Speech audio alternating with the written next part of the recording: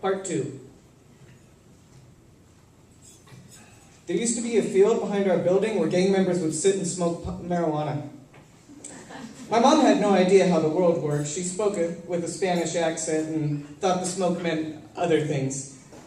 She would tell me things like, "Get down there and see what's happening! Help!" After I explained what it was she was looking at, she spent some time trying to ignore the situation, but that's not my mother. She can't sit still. Years later, we were in San Simeon, and we'd gone out to look at the elephant seals, which jostled about the beach like enormous raping cocoons.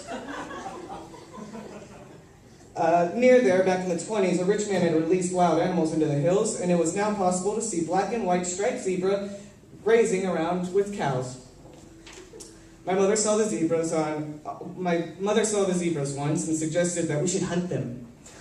My dad had been a hunter, she said, and she would show me what he had showed her. We hunted at night with bow and arrow for reasons of silence. We killed one, and when we butchered it, the blood was black and silver in the moonlight. Its legs twitched briefly like broken second hands, but later, at mealtime, the zebra tasted like anything else you might find, like it was just another food in the refrigerator. And earlier, with the gang members, and earlier with those gang members smoking drugs outside of our house, she finally called the cops, who came and asked her to point out the gang members, which she did through the back window, in full view of the gang members. And pretty soon, our tires were slashed, and our front door was graffitied, and we had to move to a different neighborhood where no one had any idea that my mom just didn't give a fuck, mostly.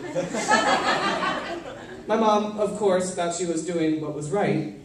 Eventually, long before she died, I found myself in a room creating a human-shaped blot in an otherwise perfect cone of yellow light, trying to tell my mother's story for people she would never meet, even if her hands stretched like a flock of birds into every corner of every room she ever inhabited.